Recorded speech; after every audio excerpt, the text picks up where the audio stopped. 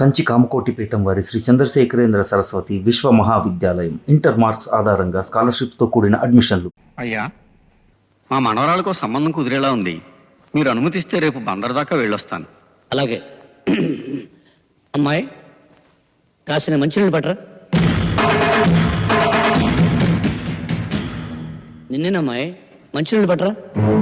అమ్మాయా? అమ్మాయి ఏమిటి? నాకు పేరుందిగా. అయినా మీకు సేవలు చేయడానికి నేనేమైనా ఇంట్లో పని మనిషిని అనుకున్నారా? నేను చిటికేస్తే 100 మంది క్యూలో నిలబడి నాకు సేవలు చేస్తాను. నేను ఇంటర్నేషనల్ సిమెంట్ ఫ్యాక్టరీ యజమాని కూతుర్ని. ఆయన కోట్లాస్తికి ఏకైక వారసురాల్ని. ఆఫ్టర్ ఆల్ మీకు నేను మంచినీళ్ళు తెచ్చివ్వాలా? వయసు రాగానే సరిపోదండి, ఎవరితో ఎలా మాట్లాడాలో కూడా తెలిసి ఉండాలి. Mind it, mind it, mind it, mind it.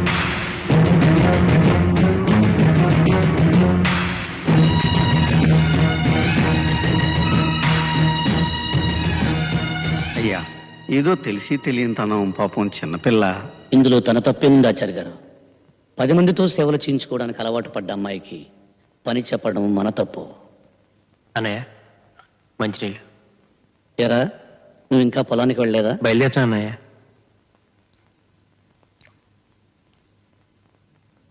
సరే, తొందరగా వెళ్ళి దగ్గరుండి కలుపు తీయించు. అలాగే అన్నయ్య.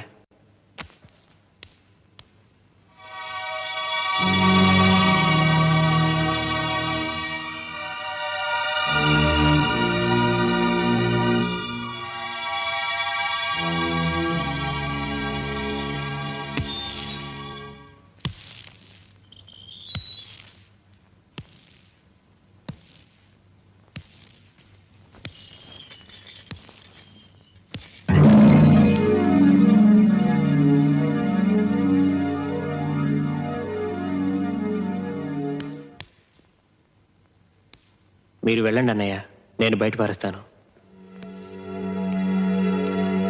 ఆచార్య గారు, అయ్యా, రామయ్య కూతురు పెళ్లికి నగలు చేయించమన్నాను. ఆ పని ఎంతవరకు వచ్చింది? తయారైపోయాయండి, రేపు ఉదయాన్నే పంపిస్తా అన్నాడు. ఆడదానికి ఉండాల్సింది ధనం, దర్పం కాదు, వినయం, విధేయత. ఏమిటా డొంక తిరుగుడు మాటలు? చెప్పాల్సిందేదో సూటిగా చెప్పు. డొంక తిరుగుడు కాదు, సూటిగానే చెప్తున్నాను. ఆడదానిలా ప్రవర్తిస్తే మర్యాదగా ఉంటుంది.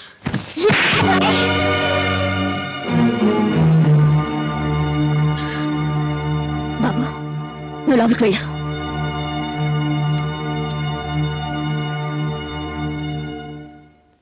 ఇంత గొప్ప కుటుంబానికి కోడలు వయ్యుండి సభ్యత, సంస్కారం లేకుండా మగాడి మీద చేయి చేసుకుంటావా? కనీసం పనివాళ్ళున్నారని ఇంగిత జ్ఞానం కూడా లేకుండా పోయిందా నీకు? తప్పుడు మాట అంటే చెంప పగలగొట్టాను. తప్ప? అయినా నువ్వెవరు నాకు అడ్వైస్ చేయడానికి? నాకు అత్తగారివా? కోడలిగా ఈ ఇంట్లో దీపం పెట్టడానికి నువ్వెలా వచ్చావో నేను అలాగే వచ్చాను. దీపం పెట్టడం అంటే నూనె పోసి వత్తి వేసి వెలిగించడం కాదే. పోయే వరకు మనం బ్రతకాల్సిన ఈ ఇంటి పరువు, మర్యాద కాపాడమేనే దీపం పెట్టడం అంటే. నువ్వు చెప్తే తెలుసుకోవాల్సిన స్థితిలో నేనేం లేను. నేను నీకంటే ఎక్కువ చదువుకున్న దాన్ని, నాగరికత తెలిసిన దాన్ని. నాగరికత అంటే అర్థం పెద్దవాళ్ళని గౌరవించకపోవడం, మగాడిని చేయి చేసుకోవడం అనుకుంటున్నావా? కాదే. పట్టు చీర కట్టినా, పాతి చీర కట్టినా ఎదుటి వాళ్ళు చేతులెత్తి నమస్కరించేలా ఉండటమేనే నాగరికత అంటే. చూడు, ఇంకో ఆర్గ్యుమెంట్స్ అనవసరం.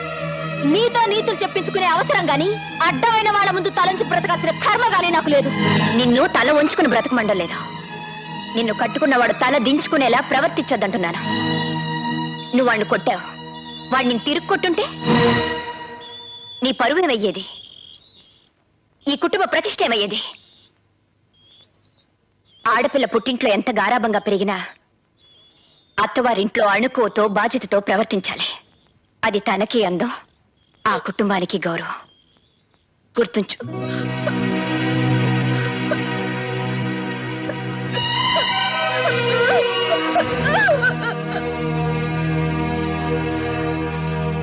ఏమిటి అలా చూస్తున్నావు? మీ ఆవిడ ఏడుస్తూ వెళ్ళిందనా?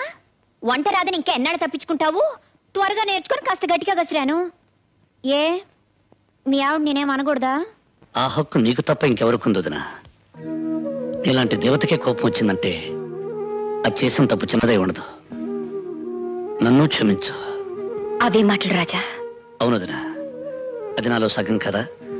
దాని తప్పులో కూడా నాకు సగభాగం ఉంటుంది.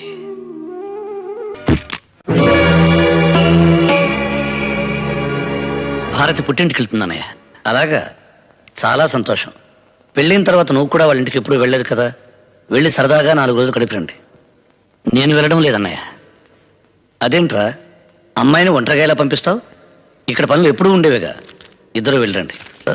అది కాదన్నయ్య, తనకి తిరిగి వచ్చే ఉద్దేశం ఉంటే వెళ్ళి వదిలి రావచ్చు, కానీ తను ఇంకెక్కడికి రానంటుంది. రాజా, అర్థం లేకుండా ఏమిట్రా మాటలు? పెళ్ళి 4 నెలలు కూడా కాలేదు, భార్యను పుట్టింటికి పంపించేస్తావా? ఈ ఊరందరికీ మంచి చెడు చెప్పే కుటుంబం రామంది. ఈ విషయం 10 మందికి తెలిస్తే ఏమనుకుంటారో ఆలోచించావా? మీకు మాటా వస్తే 4 గోళ్ల మధ్య మీలో మీరు సర్దుకుపోవాలి గాని అది మా దాకా రాకూడదు. ఒక్క విషయం గుర్తుపెట్టుకోరా, నారు నాటితే వరి పెరుగుతుంది, మాట జారితే గొడవ పెరుగుతుంది. కానీ ఏం నాటకుండానే గడ్డి పెరుగుతుంది. తను పట్నంలో పెరిగిన పిల్ల, మన పద్ధతులు కొన్ని తెలిసుండకపోవచ్చు. అలాంటప్పుడు తనకి వివరించి చెప్పవలసిన బాధ్యత మంది. అర్థం చేసుకునే వాళ్ళకి చెప్పొచ్చు అన్నయ్య, అర్థం చేసుకునే వాళ్ళకి ఏం చెప్పినా ప్రయోజనం ఉండదు. అందుకే పంపించేద్దామని నిర్ణయించుకున్నాను. నిర్ణయం తీసేసుకున్నామన్నమాట. అది కాదన్నయ్య. రాజా, అసలు భార్య అంటే ఏమిటో, ఆవిడ విలువేంటో తెలిసిన వాడివైతే అంత తేలిగ్గా ఆ నిర్ణయం తీసుకునేవాడివి కాదు. మనకేదైనా జరిగితే తల్లి ఏడవడం, తల్లికి ఏమైనా జరిగితే మనం బాధపడడంలో ఆశ్చర్యం లేదురా. ఎందుకంటే ఒకే రక్తం పంచుకు పుట్టినవాడం కాబట్టి ఆ బంధం బాధ ఉంటాయి. కానీ ఎక్కడో పుట్టి ఎక్కడో పెరిగి పెళ్లి అనే 2 అక్షరాలతో మన ఇంట్లోకి అడుగుపెట్టి సర్వం మనకు అర్పించి సర్వస్వం మనమే అనుకుని మనకేదైనా జరిగితే విలవిల్లాడిపోతుంది. అదేరా భార్య అంటే. కంప్యూటర్ కాలంలో కూడా కట్టిన తాళికి ఇంకా విలువ ఉందంటే ఆ గొప్పతనం కట్టిన వాడిది కాదురా, కట్టించుకున్న ఆమెది. ఎందుకంటే ఆ పసుపు తాడుతో నువ్వు వేసిన 3 ముళ్ళకి తన జీవితాంతం కట్టుబడి ఉంటుంది కాబట్టి. భార్య అంటే నిప్పు లాంటిది. దాని విలువ తెలిసి మసలుకుంటే దీపమై జీవితాంతం వెలుగునిస్తుంది. అశ్రద్ధ చేసిన రోజున అగ్ని జ్వాలై నిన్ను నీ కుటుంబాన్ని కూడా దహిస్తుంది. అంత శక్తి కలదరా భార్య అంటే. నన్ను క్షమించన్నయ్యా. ఆచార్య గారు, అయ్యా, మొత్తం దస్తావేజులు పట్టండి. అలాగేనండి.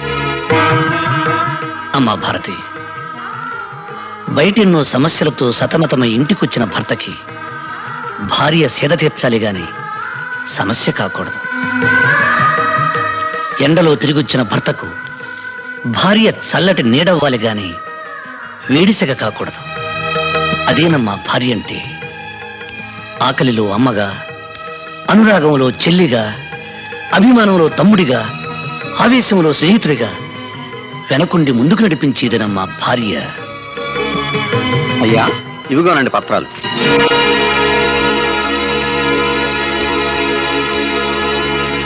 భారతి, మాకెక్కడెక్కడ ఏ ఆస్తులున్నాయో మాకే పూర్తిగా తెలియదు. వాటికి సంబంధించిన పత్రాలు ఇవి. నువ్వెక్కడ సంతకాలు పెట్టమంటే అక్కడ సంతకాలు పెట్టడానికి మా 3 అన్నదమ్ముల్లో ఎవరూ వెనకాడరు. లక్ష్మి, ఆ తాళాలు ఎలా ఇవ్వు. ఈ రోజు నుంచి ఈ ఇంటి బాధ్యత మొత్తం నీకు అప్పగిస్తున్నానమ్మా. కానీ నా ఒక్క కోరిక మాత్రం మన్నించమ్మా. కనీసం నా కంఠంలో ప్రాణం ఉన్నంత వరకైనా మా అన్నదమ్ముల్ని వేరు చేయాలనే ఆలోచన నీ కలలో కూడా రానివ్వకమ్మా. భారతి, భార్యాభర్తల సంబంధం గురించి, కుటుంబ సభ్యుల అనుబంధం గురించి ఓ ఇంగ్లీష్ కవి ఏమన్నాడో తెలుసా? The relationship between 2 persons of a family must be like a fish and water, but it should not be like a fish and a fisherman.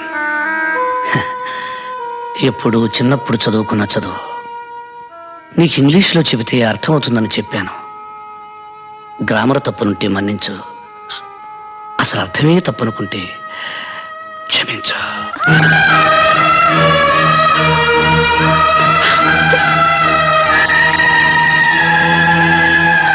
చాలా సంతోషం అమ్మా.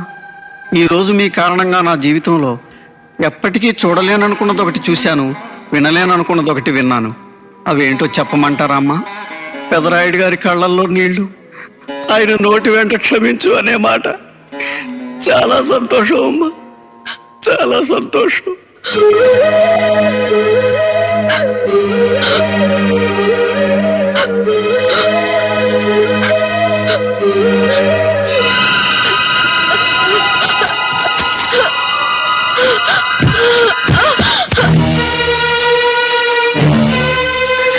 అమ్మ భారతి, భారతి, భారతి, రవి నీ పట్టు. భారతి, భారతి, భారతి, అమ్మా, అమ్మ భారతి, భారతి. భారతి. ఎవ్వరూ కంగారు పడవలసిన అవసరం ఏమీ లేదండి. అమ్మాయి గారు తల్లి కాబోతున్నారు. మళ్ళీ ఇంట్లో పాపారాయుడు గారు పుట్టబోతున్నారు.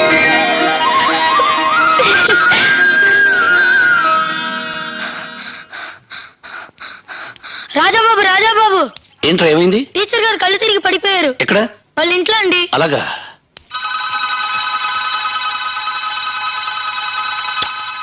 ఏమండి ఆ రాజాబాబు మళ్ళీ టీచర్ ఇంట్లో దొరుకుతున్నాడు. చా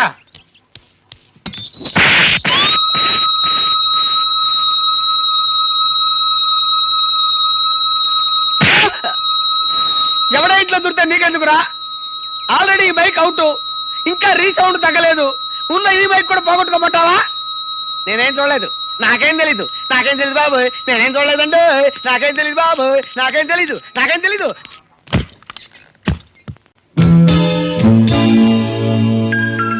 టీచర్ గారు, టీచర్ గారు,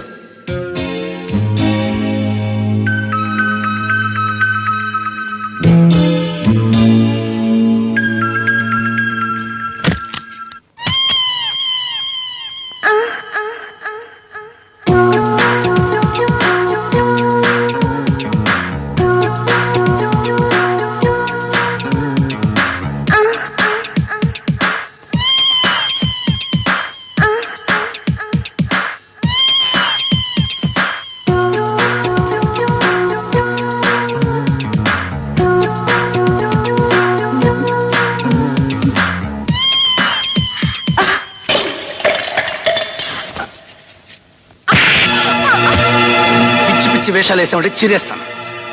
నీ టక్కు టమారా గజకర్ణ గోకర్ణ విద్యలని నాతో పెట్టుకోకు. ఇప్పుడే అన్నయ్యతో చెప్పి నీ విషయం తెలిచేస్తాను. పెట్టే బేడ సర్దుకుని సిద్ధంగా ఉండు. ఏమండి, నన్ను క్షమించండి. మగ దిక్కులేని ఒంటరి ఆడదాన్ని. ఈ ఊళ్ళో అడుగు పెట్టిన రోజే మీ మీద మనసు పడ్డాను. మీలాంటి ఉత్తముడికి భార్యని అర్హత నాకెట్లూ లేదు. కనీసం మీ మనిషిగా మీ నీడలో బతకాలని ఆశపడ్డాను. ఆ తాపత్రయంతో అతిగా ప్రవర్తించి మిమ్మల్ని నొప్పించాను. అర్థం చేసుకోండి please.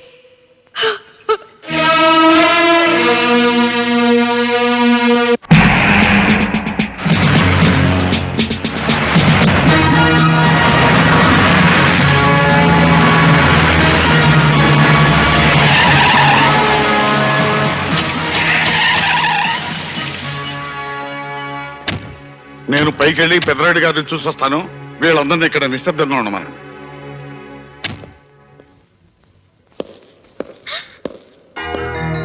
Hi daddy. Hi baby. Daddy బాగున్నారా? బాగున్నానమ్మా. అందరూ ఎలా ఉన్నారు?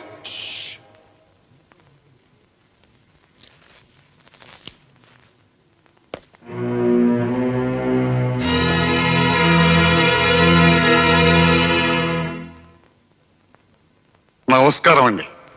అరే వీంకుల వరా, రండి కూర్చోండి. మీకు నా మీద కోపం ఉంటే చెప్పుతో కొట్టండి, అంతేగాని ఇలా హాస్యం అడగండి. ఇందులో హాస్యమే ఉంది, కూర్చోమన్నాను. నేను మీ ముందు ఏనాడైనా కూర్చున్నానండి? అది కల్లో కూడా జరగని పని. మీరు కూర్చోకపోతే నేను లేస్తాను. అరే మీరు లేవటం ఎందుకండి? పర్లేదు. వ్యాపారం ఎలా జరుగుతుంది? మీ దయ వల్ల బాగానే ఉంది. ఇందులో మాదయ్యే ఉందండి, అంతా భగవంతుని దయ. అమ్మమ్మమ్మ అలా అనకండి. ఆ రోజుల్లో మీ తాతగారు మీ నాన్నగారు, ఆ తర్వాత మీరు మా వెనకుండా నడిపించబట్టే ఈ రోజున మాకింత ఆస్తి ఫ్యాక్టరీలో ఉన్నాయి. ఇవాళ మా కుటుంబం ఇంత పచ్చగా ఉంది అంటే మీరు పెట్టిన భిక్ష కదండి. ఫ్లైట్ 8 గంటలకి 9:30 సార్. బోర్డింగ్ బస్ తీసుకున్నారా? సురేష్ వెళ్ళాడు సార్. ఢిల్లీలో మీరు దిగ్గానే మిమ్మల్ని రిసీవ్ చేసుకోవడానికి కిషోర్ వస్తాడు సార్. గుడ్.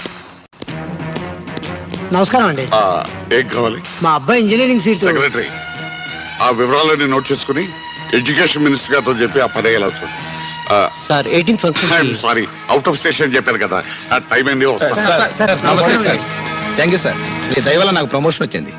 Very good. మా అమ్మాయి పెళ్లికి. సెక్రటరీ, వీరికి 20,000. సార్ నా జాబ్ విషయం. ఈ పని ఎలా చూడు. Thank you sir. Good morning daddy. Good morning baby.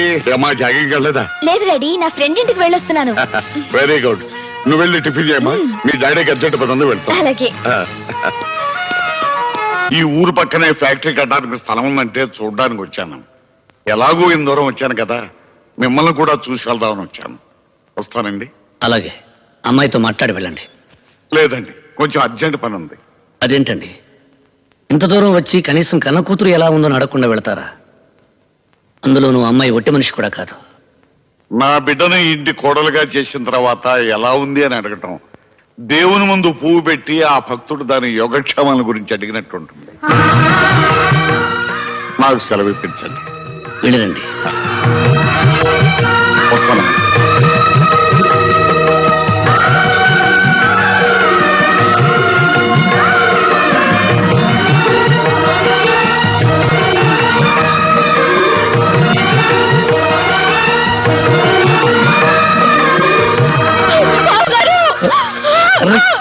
ఏమిటమ్మా ఇది?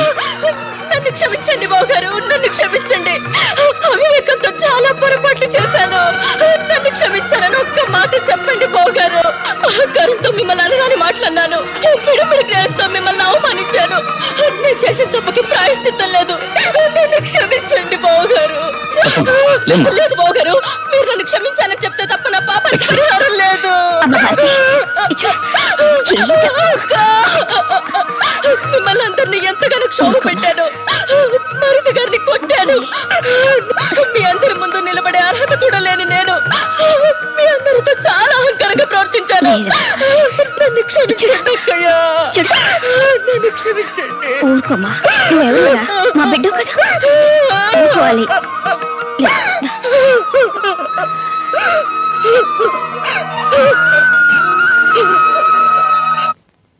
ఎవరి మీద అభండాలు వేస్తున్నావు? పుట్టి బుద్ధరిగిన దగ్గర నుంచి అది ఎలాంటి వంశమో మా అందరికీ తెలుసు. వాళ్ళు పరాయి స్త్రీ వైపు కన్నెత్తి కూడా చూడరు. ఆ విషయం అప్పుడే పై చేసిన కన్నెపిల్ల దగ్గర నుంచి కాటికెళ్లే ముసలమ్మ వరకు తెలుసు. నువ్వు ఎక్కడి నుంచో వచ్చి వాళ్ళ మీద నిందలు వేస్తే ఇక్కడ ఎవరు నమ్మరు. అయ్యో, నన్ను నమ్మండి. ప్రమాణ పూర్తిగా నేను చెప్పేదంతా నిజమే.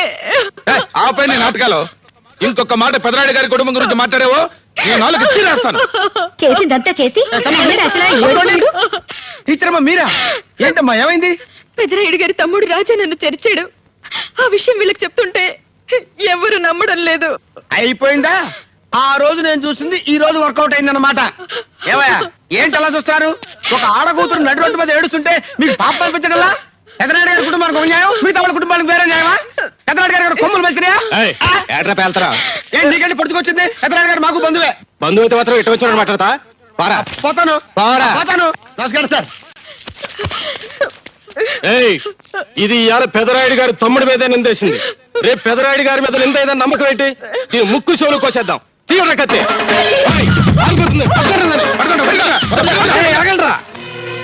అందరూ జాగ్రత్తగా వినండి.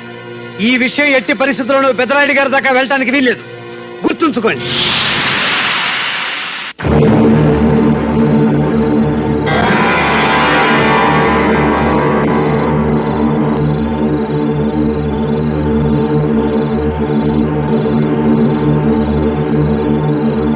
ఈ రోజు రాజాబాబు మీద నిందేయడానికి తెగించింది. రేపు ఎంతకైనా తెగిస్తుందని ఊరి నుంచి తరిమేయాలనుకున్నామయ్యా. ముక్కు మొహం తెలియని టీచర్ అమ్మ వల్ల నిప్పులాంటి మీ వంశానికి మచ్చ రాకూడదనే అలా చేసామండి అయ్యా. కానీ ఇంత పని చేస్తుందని అనుకోలేదు. నిజాన్ని నా దగ్గర దాచడానికి ప్రయత్నించి మీరు చాలా పెద్ద తప్పు చేశారు. ఒక నిండు ప్రాణం పోవడానికి కారణమయ్యారు. నా మీద గౌరవం ఉన్న వాళ్ళు చేయవలసిన పని కాదు ఇది. మమ్మల్ని క్షమించండి అయ్యా. ఆచార్య గారు, అయ్యా తెల్లవారగానే పంచాయతీ. పెదరాయుడు గారు ఇన్నాళ్ళు ఇచ్చిన తీర్పు ఒక ఎత్తు, ఇప్పుడు ఇచ్చే తీర్పు ఒక ఎత్తు. అవునవును, మరి సొంత తమ్ముడు గొడవ కదా. ఏమండి, మీ తీర్పు గురించి మాట్లాడేందుకు దాన్ని కాను. కానీ ఒక్క మాట గుర్తు చేయకుండా ఉండలేకపోతున్నాను. మీరు తీర్పునివ్వబోయేది మీ తమ్ముడి మీద కాదు, మనం పెంచుకున్న బిడ్డ మీద, మన పెంపకం మీద, ఆ నమ్మకం మీద. తొందరగా పదండ్రా, పంచాయతీకి పెదరాయుడు గారు వచ్చే టైం అయింది. భార్యగా మనసు పంచుకున్న నాకంటే అన్నగా రక్తం పంచుకున్న మీకే మీ తమ్ముడి మంచితనం గురించి బాగా తెలుసు. అంతకు మించి చెప్పడానికి నాకు వయసు చాలదు, అర్హత లేదు. ఇయ్యాలేం తీర్పు చెప్తాడో చూడాలా. బంధువా పరాయుడని చూసి తిరుపు చెప్పే అలవాటు పెదరాయుడు వంశంలో లేదురా.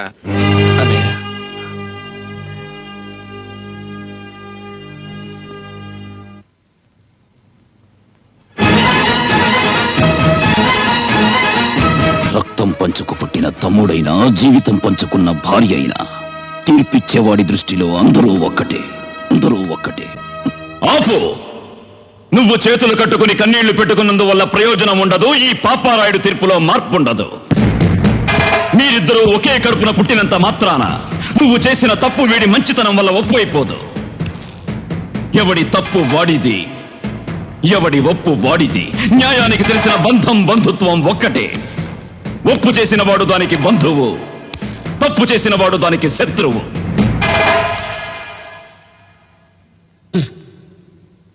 నా దృష్టిలో ఒక్కసారి తప్పు చేసిన వాడిని క్షమించడం, మరోసారి తప్పు చేయడానికి వాడికి అవకాశం ఇవ్వడం. అంతే కదా ఆచార్య గారు? అయ్యా, 100కి 100 అంతే. శభాష్. రేపు పంచాయతీలో కలుద్దాం. ఇక మీరు బయలుదేరచ్చు. రాయుడు గారు, తమరు మరొక్కసారి. నా గురించి మీ అందరికీ బాగా తెలుసు. ఈ రాయుడు చెప్పిందే చేస్తాడు, చేసేదే చెప్తాడు.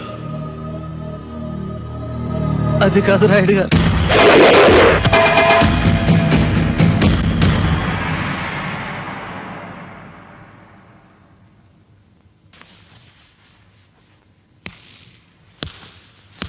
పెదరాయుడు, నీ పెళ్లి చూపుల విషయం నా తోడబుట్టిందంతా చెప్పావా? చెప్పాను నాన్నగారు. శభాష్, బయలుదేరు.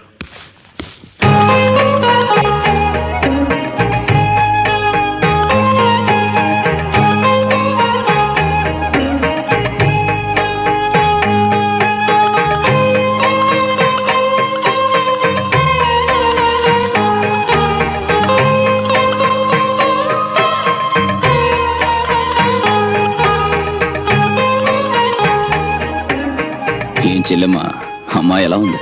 మైకేమండి, బంగారం. మిమ్మల్ని అడిగానా? నాకు కావలసింది నా తోడబుట్టిందని అభిప్రాయం. చెల్లెమ్మా, అమ్మాయి ఎలా ఉంది? మాట్లాడవేమ్మా. నేను కొన్ని టెస్టులు చేయాలి. అబ్బో, ఆ రోజుల్లో మేమేదో మిమ్మల్ని టెస్టులు చేసుకున్నట్టు. ఏమయ్యా, మా నాన్న నా చెల్లెల్ని నీకు ఇవ్వడానికి ఇష్టపడకపోతే నువ్వు వచ్చి నా కాళ్ళు చేతులు పట్టుకుని బతిమాలిన రోజులు మర్చిపోయావా? 10 మందిలో చెప్పమంటావా? అబ్బే, అదేంటి బావా, నేనేదో జోక్ చేస్తే. నోటీస్ చేయమ్మా. అలాగే. ఇదిగో అమ్మాయి. అన్నయ్య, అమ్మాయి చెవులు బాగానే వినిపిస్తున్నాయి, చెవులు లేదు. అమ్మాయి, ఒకసారి పైకి లేచి అటు ఇటు నడిచి చూపించమ్మా.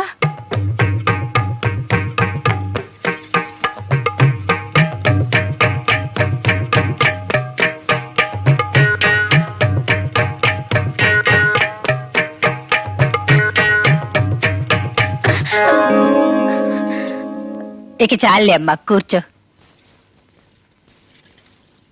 అన్నయ్య, కాళ్ళు చేతులు కూడా బాగానే ఉన్నాయి. ఏం పెదరాయుడు, నాన్నగారు, అమ్మాయిని బాగా చూసుకున్నావుగా? నచ్చిందా? నాకు నచ్చడమే ఉంది నాన్నగారు. మీకు అత్తయ్యకు నచ్చితే చాలు. శభాష్. ఏం బావగారు, మీ అభిప్రాయం ఏంటి? మా అమ్మాయికి ఏంటి బావా, సాక్షాత్తు లక్ష్మీదేవిలా ఉంది. ఆగండి ఆగండి, ఏమైందమ్మా? ఇంకో టెస్ట్ మర్చిపోయాను. ఇదిగా అమ్మాయి, ఒక పాట పాడమ్మా. చెల్లెమ్మా, ఇప్పుడు అవన్నీ అవసరమా? నువ్వు ఊరుకో అన్నయ్య, నీకేం తెలీదు. మోకదో మంచిదో తెలుసుకోవద్దు. శభాష్ శభాష్. అరే ఎందుకమ్మా అలా భయపడతావు? నేను పాడతాను చూడు. అన్నయ్య నువ్వు పాడమ్మా.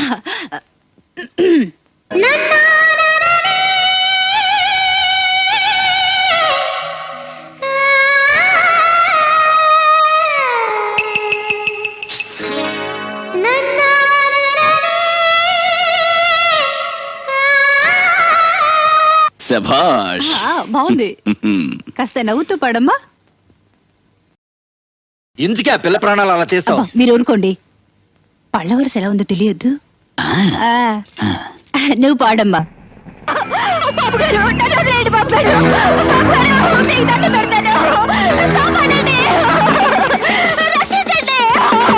జమీందారు చలపతిరాయుడు గారి కుమారుడు వారి పాలేరు కూతుర్ని మానభంగం చేసినట్టు అభియోగం మోపబడింది. దీనికి సంబంధించిన సాక్షులు గ్రామ పెద్దలు రేపు ఉదయం పంచాయతీకి రావాల్సిందిగా కోరడం అయిందో.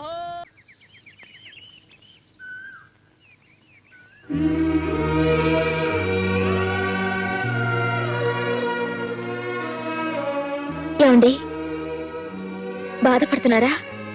బాధ కాదు భారతి, ఆడదాని వల్ల రాజ్యాలు సామ్రాజ్యాలు కూలిపోయాయని పుస్తకాల్లో చదివాను. కానీ నా మీద ఆశపడ్డ ఆడదాని కోరిక కాదన్నందుకు నా జీవితం ఎలా అవుతుందనుకోలేదు. మీరేమనుకోనంటే మిమ్మల్ని మాట్లాడగనా? ఏమిటి? మీరే పాపం ఎరగరని మీకు తెలుసు, నాకు తెలుసు. కానీ పంచాయతీలో ఆ మాట బావగారితో ఎందుకు చెప్పలేదండి? అన్నయ్య అడగలేదు, నేను చెప్పలేదు. ఇంతవరకు ఆయన అడగంది ఏదీ నేను చెప్పలేదు. ఆయన చెప్పంది ఏదీ నేను చేయలేదు. అది కాదండి. చూడు భారతి, ఆ రోజు రాముడు అడవులకు నేను ఎందుకు వెళ్ళాలని ప్రశ్నించుంటే రామాయణం జరుగుండేది కాదు. తండ్రి మాటను గౌరవించి రాముడు అడవులకు వెళ్ళాడు. తండ్రి కంటే గొప్పవాడైన నా అన్న మాటను గౌరవించి నేను ఇక్కడికి వచ్చాను. మాకు నడత నేర్పింది మా అన్నావదులను భారతి. మాకు తల్లి తండ్రి లేని లోటు తీర్చడానికి వాళ్ళు అమ్మ నాన్న అని పిలిపించుకునే అదృష్టానికి దూరం అయ్యారు. ఏమిటండి మీరనేది? లక్ష్మి, నువ్వు తీసుకున్నది మామూలు నిర్ణయం కాదు. ఇంకొకసారి ఆలోచించుకో. ప్రతి ఆడది తల్లి కావాలని తాపత్రయపడుతుంది. అలాంటిది చేతుల ఆ అదృష్టాన్ని దూరం చేసుకో. కాదనకండి, నేను బాగా ఆలోచించి నిర్ణయానికి వచ్చాను. కన్నబిడ్డల్లా 2 మరుతులు లేకుండగా ఇంక నాకు పిల్లలు ఎందుకండి? దయచేసి నా నిర్ణయాన్ని అంగీకరించండి. లక్ష్మి, ఆ రోజు నువ్వు నాన్నగారితో బిడ్డలను జాగ్రత్తగా చూసుకుంటా అన్నావు. ఆ మాటలు నీ గుండెల్లో నుంచి వచ్చినవని గుర్తించలేకపోయాను. నువ్వు ఇంటి కొడలవే కాదు లక్ష్మి, తల్లివి కూడా.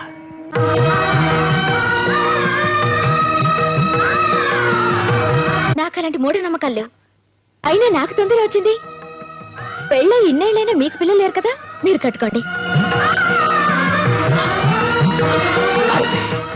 ఏమిటే కన్నీళ్ళు? నేను చాలా పొరపాట్లు చేశానండి. అంతటి ఉత్తములతో నేను ప్రవర్తించిన తీరు తలుచుకుంటే నాకే సిగ్గేస్తుంది. అమాయకత్వంతో వాళ్ళ మధ్య బ్రతికాను. వాళ్ళ ఔన్నత్యం తెలిసేసరికి వాళ్ళందరికీ దూరం అయిపోయాను. అదేనండి నా బాధ. భారతి, బాధపడకో. అయినా ఈ దూరం శాశ్వతం కాదుగా.